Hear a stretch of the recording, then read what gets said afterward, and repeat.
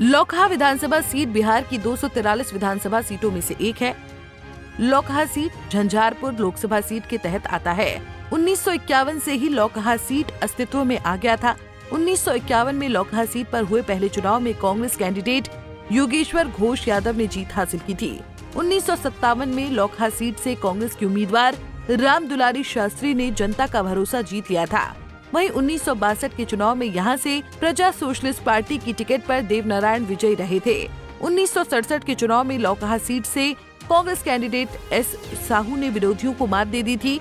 तो 1969 के विधानसभा चुनाव में लोकहा सीट से सीपीआई के कैंडिडेट प्रजालाल यादव ने जीत हासिल की थी। वहीं 1972 में लोकहा सीट से एसओपी पार्टी के टिकट पर धनिक लाल मंडल ने जीत का परचम लहरा दिया था।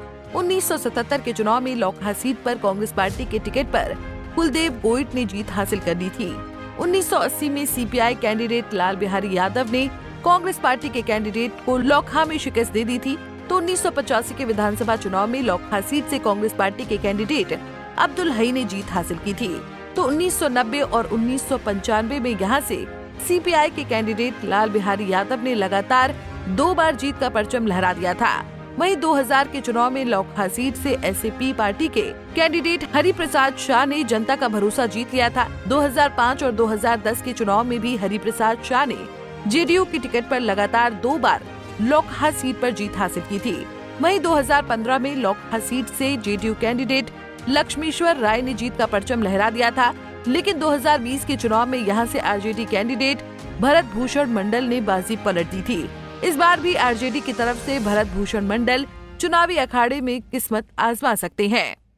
वहीं 2020 के विधानसभा चुनाव में लोकहा सीट पर आरजेडी कैंडिडेट भरत भूषण मंडल ने बाजी मारी थी।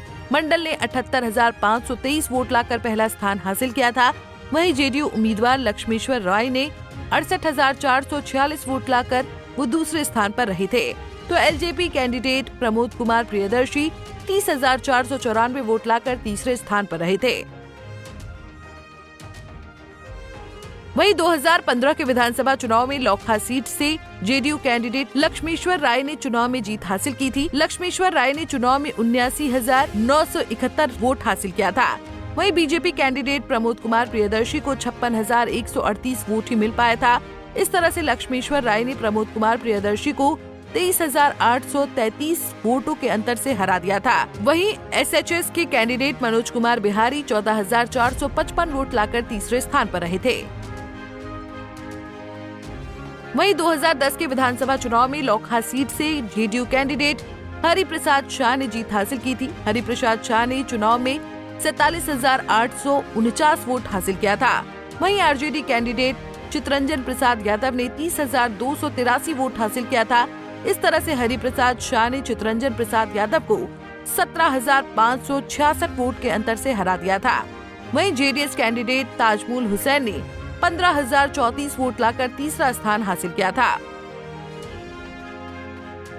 वहीं 2005 के विधानसभा चुनाव में लोकहा सीट से जेडीयू की टिकट पर हरि प्रसाद शाह ने जीत हासिल की थी। हरि प्रसाद शाह ने चुनाव में 35,737 वोट हासिल किए थे।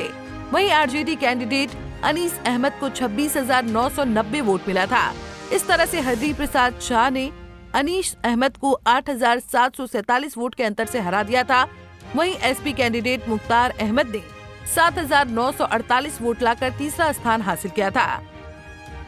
2020 के विधानसभा चुनाव में लोकहा सीट पर आरजेडी की जीत में एलजेपी उम्मीदवार प्रमोद कुमार प्रियदर्शी की अहम भूमिका रही थी। लेकिन चिराग पासवान वाली लोजपा अब एनडीए के साथ है, इसलिए हो सकता है कि एक बार फिर लोकहा सीट पर जेडीयू अपनी खोई जमीन वापस पा सकती है।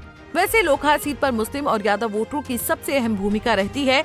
इसके बाद ब्राह्मण, पासवान और रविदास मतदाताओं की संख्या आती है। अब देखना होगा कि 2025 में लोकहा की जनता किसके सिर पर ताज सजाती है। Bureau report, Punjab Kesari TV. हमसे जुड़े रहने के लिए हमारे YouTube चैनल को सब्सक्राइब करें और नई वीडियो की नोटिफिकेशन के लिए बेल आइकॉन को दबाएं।